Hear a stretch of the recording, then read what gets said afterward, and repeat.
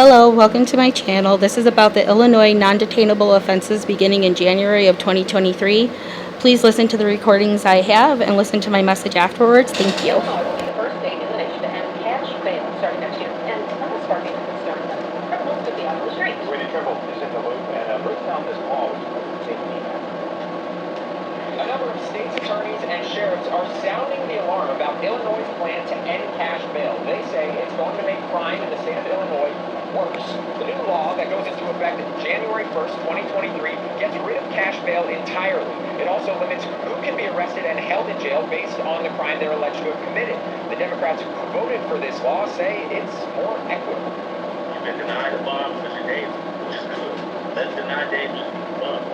If they have a bomb saying you're not dangerous, we're just going to keep you in jail because you're good. But those in law enforcement who oppose it say it'll lead to hundreds, if not thousands of people being released from jail as soon as it goes into effect at the beginning of the year. They also say it'll make our communities more dangerous with suspects in future crimes roaming free. There is nothing just and there's nothing promoting safety about allowing individuals who choose to break the law to threaten and to hurt innocent people, to allow them back on the streets to do it again. That's the opposite of justice, and that's the opposite of promoting safety in our community. The new law comes at a time when businesses are already leaving the city of Chicago, some of them over safety concerns. Crime in the city is up 37% from a year ago. In the loop, Brady Trimble, Fox 32, Chicago. Director Daquan, good to see you. Thank you for being here. Is there no doubt, or is it, maybe put it this way, is there any doubt in your mind that these no-bail laws do more harm than good? Absolutely. We talk about the need for justice reform, and to an extent there is a significant need. However, what we see with these laws is that we're giving criminals a get out of jail free card. When we say that there are the bail system needs to be overhauled and there needs to be easier ways to pay bail, bill to say, but the way it is for a reason. But then two, in addition to this law, there's a whole list of crimes that are going to be non-detainable offenses. These include burglary, robbery, kidnapping, threatening a public official, and even second-degree murder. So with these laws, what we're essentially doing is saying that, there is a threshold for how far you can go, and even if you push the boundaries, you can just get out of jail and do it again. Well, these people are not living in the real world. I mean, they don't realize that the attorneys for these criminals are going to use everything they can. I mean, that's what they're paid for. That's their job. I'm not criticizing them for using the law to their own purposes, but that's what they do in the real world. Violent criminals get out and do the same things or even worse than they have before. But here's what Governor Pritzker said. For criminal justice reform, and to an extent there is a significant need. However, what we see with these laws is that we're giving criminals a get out of jail free card. When we say that the bail system needs to be overhauled and there needs to be easier ways to pay bail to set, but the way it is for a reason. But then two, in addition to this law, there's a whole list of crimes that are going to be non-detainable offenses. These include burglary, robbery, kidnapping, threatening a public official, and even second-degree murder. So with these laws, what we're essentially doing is saying that, there is a threshold for how far you can go, and even if you push the boundaries, you can just get out of jail and do it again. Well, these people are not living in the real world. I mean, they don't realize that the attorneys for these criminals are going to use everything they can. I mean, that's what they're paid for. That's their job. I'm not criticizing them for using the law to their own purposes, but that's what they do. In the real world, violent criminals get out and do the same things or even worse than they have before. But here's what Governor Pritzker said about this new law. I just want to roll the tape and get your reaction. Go ahead. This legislation marks a substantial step toward dismantling the systemic racism that plagues our communities, our state, and our nation, and brings us closer to true safety, true fairness, and true justice. Daquan, one could argue that if you're looking for racism, there's nothing more racist than policies that lead to the death of minorities in America, and that's what these laws do. Absolutely. There is nothing just, and there's nothing, promoting safety about allowing individuals who choose to break the law to threaten and to hurt innocent people, to allow them back on the streets to do it again. That's the opposite of justice, and that's the opposite of promoting safety within our community, and that's something that Concerned Communities for America, we seek to combat. We understand that the only way to achieve true safety and true justice is to empower the men and women and support the men and women on the streets who are promoting safety, and that is the men and women. And that is also community leaders who are actually providing resources to help pull people out of poverty, to help individuals who are experiencing, situations where they may feel that the only way that they can provide for themselves is to cooperate in crime and not allow them to do it. And also do work in the jails. I mean, do prison ministry is what we used to call it, where you go into the jails and work with offenders whose lives can be turned around. Nobody wants to be in jail. You can do that, but to just let violent criminals out, to give them a pass is great. By the way, even in states that have tried this where it's failed miserably, like New York, you still have Governor Hochul She just came out with an op-ed last spring about our no-bail law. I just want to put that up on the screen. In 2019, this is what she says. In 2019, the state legislature enacted landmark reforms to our bail laws. The reforms were successful. Fewer New Yorkers are kept behind bars just because they can't pay it. We've saved taxpayer dollars in the process. Whoopee! We're saving money by letting violent criminals out of jail. It's crazy. Exactly, and while they're toting the number of people that aren't in jail, what she's not addressing is the amount of crime that has risen in New York and that can be correlated to this law. You have the mayor of New York City calling for support and getting guns off the street because there are now more unregistered guns in the city of New York than ever been at any time before. If this law really works, then crime would, in theory, go down. But what we've seen is that there are more repeat offenders, there are more new offenders, and there are a much larger variety of crimes taking place in this area. And cops know it. The mayor of New York is a former cop, so he knows it. You have cops in Illinois who are furious. There's a Johnson County sheriff who just said about what's going to happen in Illinois. Anyone sitting in jail right now with all these pending charges, they're going to be let out. The gates are open and they're going to be let out into the street. So they know what's going to come. And it ain't going to be pretty. I mean, it's going to make things worse, not better. Absolutely. I'm reminded of the story of one of the great widow, not widows, but wives of a police officer who's very aligned with me that has come alongside of CCA. Her name is Esther David, and her husband was dragged 4 blocks, 6 blocks. A young man decided to steal a vehicle, and when he tried to, to drive this out, the young man sped off, dragged the officer with him. This was a repeat offender. This was a young man who should have been prosecuted. So the fullest extent of the law when it comes to the relaxed laws in New York, and the same type of laws that are going into like in Chicago and other places. We have individuals like this who can be on the streets once again. Well, we got a list that we put together, by the way, for repeat offenders that were let out by some of these no-bail laws, and the list is long. It goes on and on and on. I mean, we can roll it all out. But I'm just wondering if there are sensible changes to the laws and getting rid of some of these horrible Soros-supported prosecutors that we have. Will we see a return of the BLM activists out of the street, the Antifa activists out of the street, even after everything we know now about BLM?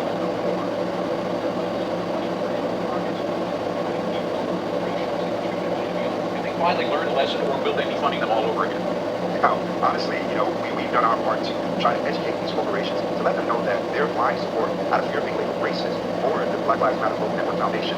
From the crime and the anarchy and the violence that we are seeing in our communities today, it didn't stop it, it fueled it. And unfortunately, many of these corporations haven't yet learned the lesson. And so our next step is to educate the public. We're trying the corporations, and now we're going to the public to show them that, hey, these individuals who are backed by George Soros, who claim to be your friend, these public officials and prosecutors, they don't care about you. They don't care about the law to keep you safe. Rather, they care about the agenda. And we're taking that message not just to the people, we're going to take it back to the corporations and put them on notice as well. As we educate the people, our goal is to amplify that message across the country. And, if corporations want to come alongside us and show their support for the lesson that they're learning through our efforts, that would be great. But if not, we will continue to put the pressure. You're doing terrific work. I mean, it's grassroots organizations like yours that are going to make a difference. Daquan Bruce, Concerned Communities for America. That's the next organization. Good to see you, Daquan. Appreciate it. Thank you for having me. And Karen, what do people say on social media? Obviously, there's an element that Charles and I talked about where people are calling this a purge. Obviously, unfair comparison to what we know what the movie is and the reality of that is. But why is this so hot on social media, Karen? Yeah, I think the use of the word the purge is a fear-mongering term. TikTokers are really great at. TikTok is the trend-setting platform of social media. It is where trends start. It is where things just kind of take shape and then evolve onto the other platforms. It is great for spreading not only terms, but in this case, awareness, which is actually a good thing. And through the years, we know that social media has promoted social change, has been a really pivotal part of social awareness and awareness of social injustice, and it's been, the precedent to change. And so in this case, I think that the TikTok users are just trying to create awareness and really trend with this topic because it is Almost a red herring there, right? Exactly.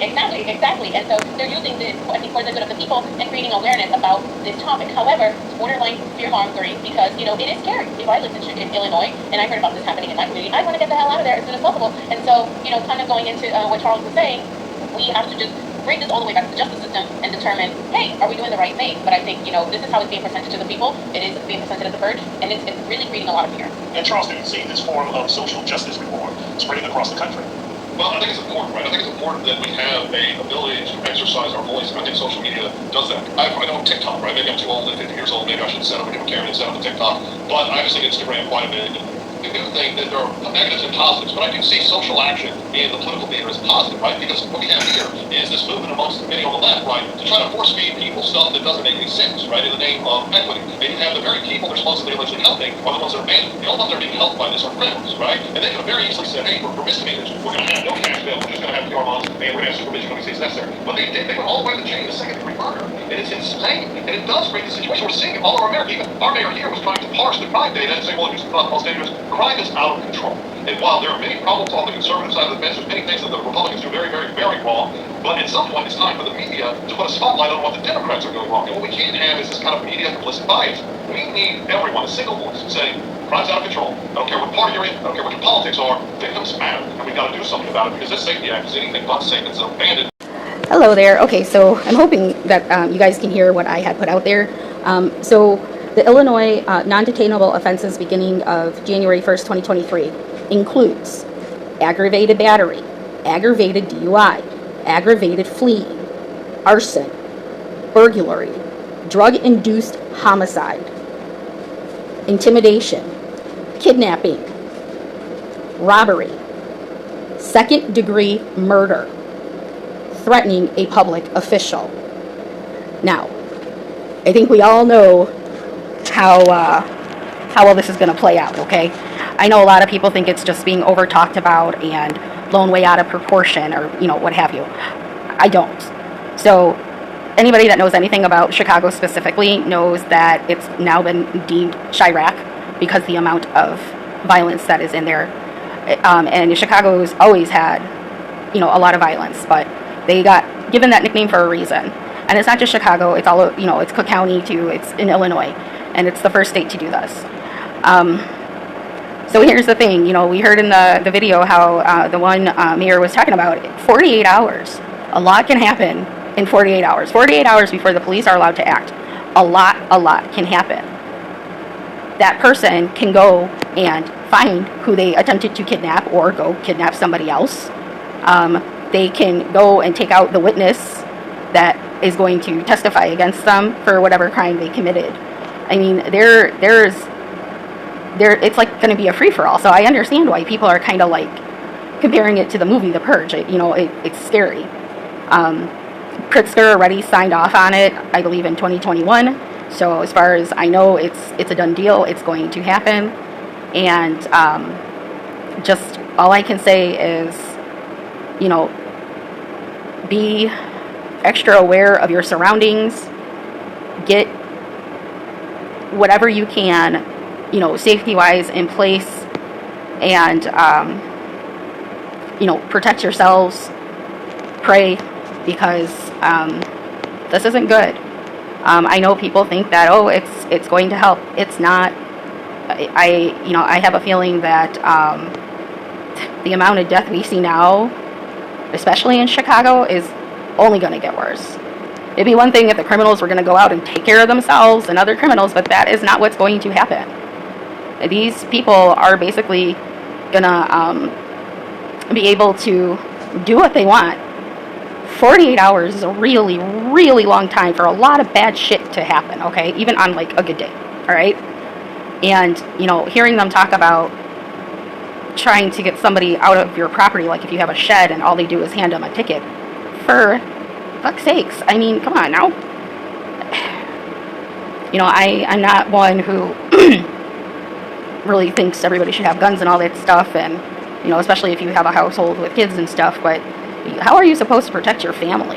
How are the people going to work, by themselves on public transportation supposed to protect themselves? What about the elderly that go out to go grocery shopping, but they got a nicer car? What about, moms walking their kids to school back and forth, or just kids walking to school back and forth? I mean, just even being out in the neighborhood, it's dangerous enough of worrying about violence and somebody being snatched up off the street. And my fear is that because Illinois is doing this, that it's going to reach further than Illinois. Like, who's to say that neighboring criminals from neighboring states don't decide to come have a free-for-all in Illinois because it's a slap on the wrist and they get to walk out, And when they were talking about, what choices the judges get to make, I don't have much confidence in that, because everything we've seen where the judges have not made good choices in cases that we have covered really, makes my faith in that very low. Knowing that as long as you're not a flight risk, that these people can be out and about is disgusting. Let's not take into the account that the offenses that are mentioned are very severe. Kidnapping, second-degree murder, a lot of violent offenses. But as long as you don't plan to leave, it's cool. You can be out and about. No. It's like, it's disgusting and terrifying.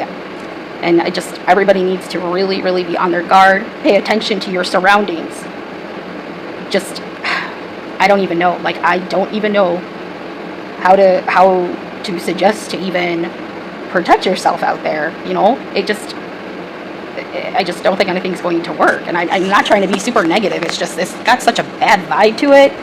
And then hearing that they're not going to take into account whether or not these people pose a threat to society, but they're going to take into account whether or not they'll flee. That's a little ass backwards, if you ask me. Your main concern should be the citizens, the innocent people out there who cannot protect themselves. This means it's literally going to be a free-for-all. Well, I just wanted to put it out there. I hope everybody was able to hear what was said on the videos. Again, I'm sorry I have a broken screen on my phone and it's very shoddy looking. Like I said, I don't know how to do it any other way. I work from a tablet, not from anything else, and I'm new to this, so please bear with the shakiness and everything of trying to get everything recorded. And, if you have any family that's in Illinois, reach out to them, talk to them, think of a plan. I don't see this going anywhere but down. I don't see nothing positive coming out of this situation. I feel like it is going to bring more death and more doom. And all we can do is pray that something stops this, which I don't know if it can, since Pritzker already signed off on it in 2021. I don't know if there really is a good way to prepare for what's coming. But sit down with your family, talk to your wives, talk to your children, talk to your nieces and your nephews, your grandparents, everybody, because they are literally all at risk now, because it's like a free-for-all, like I said. So please reach out to anybody that you know that is in Illinois. Talk over some kind of strategy with them of how to protect themselves. And that's all I got. All right, thank you so much for watching this long video and being here. Please let me know your comments. Hit that like button. Thank you so much. Have a wonderful day.